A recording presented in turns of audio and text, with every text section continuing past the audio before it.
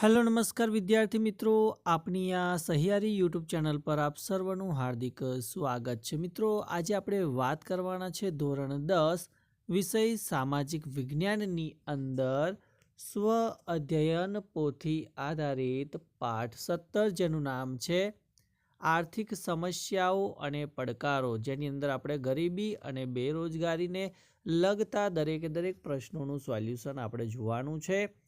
તો આ વિડીયોને અંત સુધી જોવાનું ભૂલતા નહીં. ચેનલ ઉપર જો પ્રથમ વખત આવેલા હો તો ચેનલને પણ જરૂરથી સબસ્ક્રાઈબ કરી દેજો. તો વાત કરીએ વિભાગ એ કે નીચે આપેલા પ્રશ્નોના માગ્યા મુજબ જવાબ લખવાના છે. એમાં અ છે કે યોગ્ય જોડકા જોડો. પહેલું છે કે ગરીબી રેખાનો ખ્યાલ, તો જવાબ આવશે બ્યોર્ડ ઓરે. બીજું છે કે વધુ ગરીબી ધરાવતું રાજ્ય, તો એ છે છત્તીસગઢ. અને ઓછી ગરીબી ધરાવતું રાજ્ય, તો એ આવશે ગોવા. ત્યારબાદ બીજા નંબરનું જોડકું જોઈએ કે પ્રધાનમંત્રી ફસલ વીમા યોજના, તો એ આવશે કુદરતી આફતો સામે રક્ષણ. બીજું છે કે ઈ નામ યોજના, એટલે કે ઓનલાઈન ઉત્પાદનોની સૂચિ. ત્રીજું છે કે ગ્રામોદયથી ભારત ઉદય, તો એ આવશે તારની વાડ માટે સહાય આપવામાં આવે છે. ચોથું છે કે સાંસદ આદર્શ ગ્રામ યોજના, તો એ આદર્શ ગ્રામની રચના આવશે. દત્તોપંત ઠેગડી કારીગર યોજના હોય કે પછી વ્યાજ સહાય યોજના હોય, તો એનો જવાબ આવશે બેંક લોનની સુવિધા. ત્યારબાદ બની અંદર આપણે જોઈશું કે વિધાન ખરા છે કે ખોટા. તો પહેલું વિધાન છે કે બેરોજગારીના કારણે ગરીબી ઉદ્ભવે છે, તો વિધાન સાચું છે. બીજું વિધાન કે ગરીબી ઉદ્ભવવાના કારણમાં વૈકલ્પિક રોજગારીની તકોમાં વધારો છે, તો વિધાન ખોટું છે. ત્રીજું વિધાન કે ધનિક ભારતમાં ગરીબો વસે છે, તો વિધાન સાચું છે. ચોથું છે કે ગરીબીના માપનની 3 રીતો છે, તો વિધાન ખોટું છે. પાંચમું વિધાન કે ગરીબી અને બેરોજગારી બંને સગી બહેનો છે, તો એ વિધાન સાચું છે. છઠ્ઠું વિધાન કે ગરીબીનું મુખ્ય કારણ રોજગારી છે, તો વિધાન ખોટું આવશે. સાતમું વિધાન છે કે બેરોજગારી ઘટાડવા શ્રમ પ્રધાન ઉત્પાદન પદ્ધતિ અપનાવી જોઈએ, તો વિધાન સાચું છે. આઠમું છે કે શિક્ષિત બેરોજગારોનું પ્રમાણ ગામડાઓમાં વધુ જોવા મળે છે, તો વિધાન ખોટું છે. અને શ્રમ શક્તિના આયોજન ક્ષેત્રે સરકારે રોજગારીના ક્ષેત્રે નવા ક્ષેત્રો ખોલ્યા છે, તો એ વિધાન સાચું છે. ત્યારબાદ ક છે કે યોગ્ય વિકલ્પ પસંદ કરી ખાલી જગ્યા પૂરો. 2013માં સ્ત્રીઓનો બેરોજગારી દર ખાલી જગ્યા ટકા જોવા મળ્યો હતો, તો જવાબ આવશે 7.7%. બીજું છે કે ભારતમાં ખાલી જગ્યા રાજ્યમાં બેરોજગારીનું પ્રમાણ વધુ ઊંચું જોવા મળે છે, તો એ આવશે સિક્કિમ રાજ્ય. ત્રીજું છે કે આપના ગામમાં આપનું કામ સાથે મળે છે વાજબી દામ. આ સૂત્ર તો કે મહાત્મા ગાંધી રાષ્ટ્રીય ગ્રામીણ રોજગાર બાંહેધરી યોજના સાથે જોડાયેલ છે. ચોથું છે કે ગરીબી નિર્મૂલન કાર્યક્રમ યોજનાઓને મુખ્યત્વે ખાલી જગ્યા વિભાગમાં વહેંચી શકાય, તો એ આવશે 5 વિભાગમાં.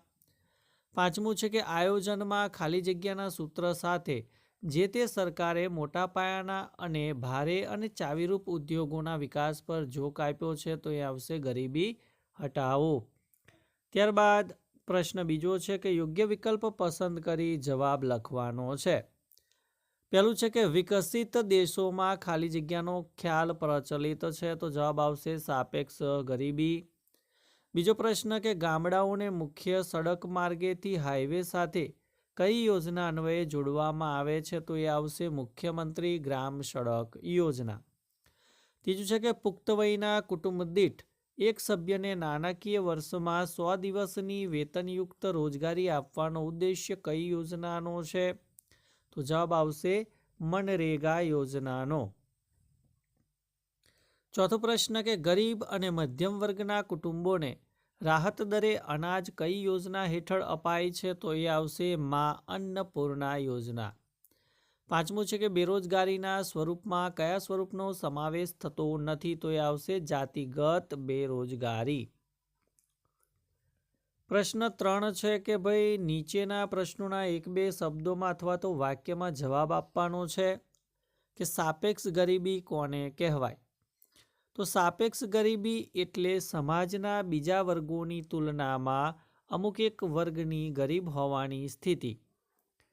બીજો પ્રશ્ન કે વ્યાપક કે દારૂણ ગરીબી એટલે શું? તો સમાજના મોટાભાગના લોકો ગરીબીમાં જીવતા હોય તેવી સ્થિતિ એટલે કે વ્યાપક કે દારૂણ ગરીબી કહેવાય. ત્રીજું છે કે ગરીબી એ કેવો ખ્યાલ છે?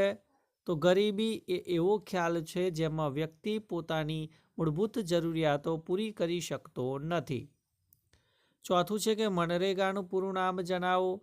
તો મહાત્મા ગાંધી રાષ્ટ્રીય ગ્રામીણ રોજગાર ગેરંટી અધિનિયમ. પાંચમું છે કે ભારતના કયા રાજ્યોમાં સૌથી વધુ ગરીબી જોવા મળે છે? તો ભારતના છત્તીસગઢ રાજ્યમાં સૌથી વધુ ગરીબી જોવા મળે છે. ત્યારબાદ વિભાગ બી કે નીચે આપેલા પ્રશ્નોના આશરે 15થી 35 લીટીમાં જવાબ લખવાના છે. પહેલો પ્રશ્ન છે કે વિશ્વ શ્રમ બજાર કોને કહે છે? તો વિશ્વના દેશો પોતાના શ્રમિકો પરસ્પર આપલે કરે તેને વિશ્વ શ્રમ બજાર કહે છે. આંતરરાષ્ટ્રીય કક્ષાએ શ્રમિકો એક દેશમાંથી બીજા દેશમાં રોજગારી, વેપાર ધંધા, ઉદ્યોગ, તાલીમ કે ઉચ્ચ અભ્યાસ માટે અને શૈક્ષણિક વ્યવસાયની શોધમાં સ્થળાંતર કરે છે ત્યારે વિશ્વ શ્રમ બજાર ઉદ્ભવે છે. ત્યારબાદ બીજો પ્રશ્ન છે કે ધોરણ 12 પાસ કરેલ વ્યક્તિને તેની નોકરીની માહિતીની જરૂર છે. હાલ તે બેરોજગાર છે પરંતુ તેઓ શિક્ષિત બેરોજગારી હાલ દૂર કરવા કઈ કચેરીમાં પોતાનું નામ નોંધાવશે? તો ધોરણ 12 પાસ કરેલ અને હાલમાં બેરોજગાર વ્યક્તિએ શિક્ષિત બેરોજગારી દૂર કરવા માટે જિલ્લા રોજગાર કચેરીમાં પોતાનું નામ નોંધાવવું જોઈએ. રોજગાર કચેરીમાં નામ નોંધાવવાથી વ્યક્તિને પોતાની લાયકાત મુજબની નોકરી અંગે માહિતી મળે છે. સરકારી તથા ખાનગી ક્ષેત્રમાં ઉપલબ્ધ નોકરીઓની જાણકારી આપવામાં આવે છે. રોજગાર માર્ગદર્શન પણ આપવામાં આવે છે. આ રીતે શિક્ષિત બેરોજગારી ઘટાડવામાં રોજગારી કચેરીની મહત્વની ભૂમિકા ભજવે છે. ત્રીજું છે કે ગરીબી માપનની 2 રીતોના નામ જણાવો. તો ગરીબી રેખાથી નીચે જીવન જીવતી વ્યક્તિઓની સંખ્યા જાણવાની 2 રીતો છે. પહેલી કે કોઈ એક કુટુંબ દ્વારા વિભિન્ન વસ્તુઓ કે સેવાઓ પર કરવામાં આવેલ ખર્ચને આધારે અને બીજું કુટુંબ દ્વારા મેળવેલ કુલ આવકના આધારે.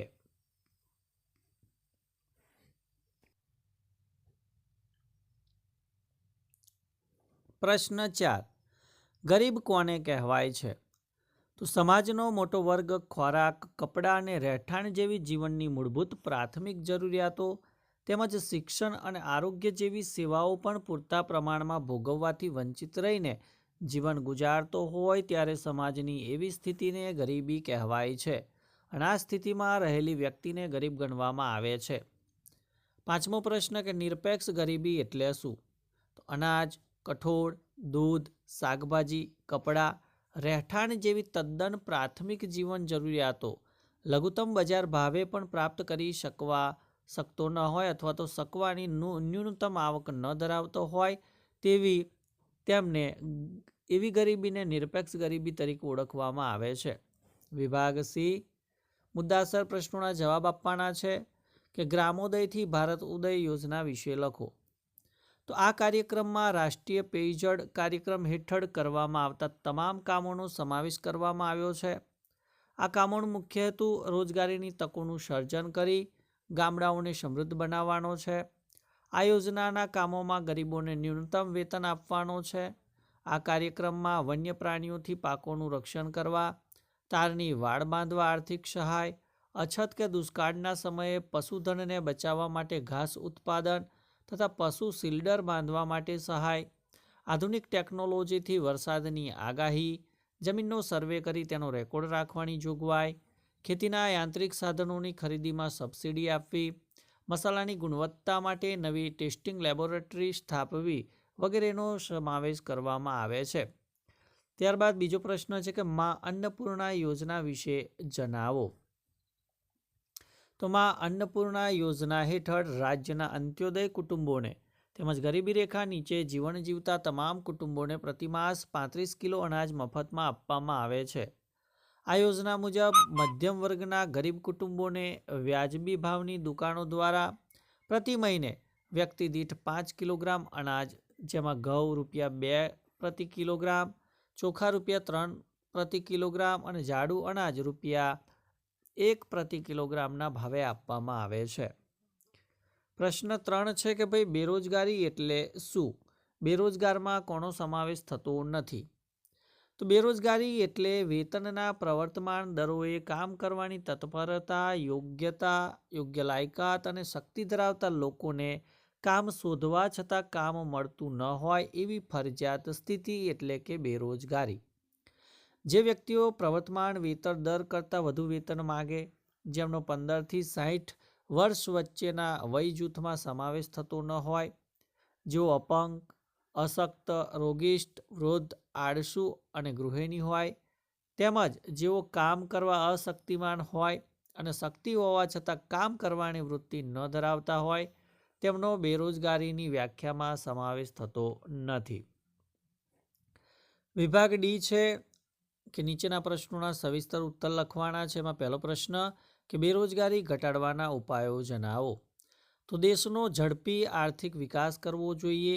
સૌપ્રથમ ઉત્પાદન પદ્ધતિ દ્વારા વપરાશી ચીજવસ્તુઓનું ઉત્પાદન કરતા ગૃહ ઉદ્યોગો, ગ્રામ ઉદ્યોગોના વિકાસ પર ભાર મૂકવો જોઈએ.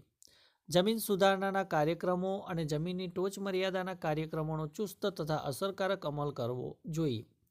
ગ્રામીણ વિસ્તારમાં રોજગાર વૃદ્ધિના ઉપાયો અને કાર્યક્રમોનો અસરકારક અમલ પણ કરાવવો જોઈએ અથવા તો કરવો જોઈએ.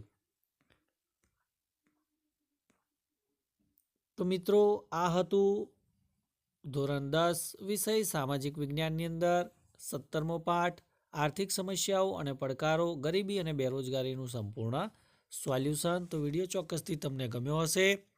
તો વિડીયોને લાઇક કરી દેજો, શેર કરી દેજો અને ચેનલને સબસ્ક્રાઈબ કરી દેજો. Thank you. આભાર.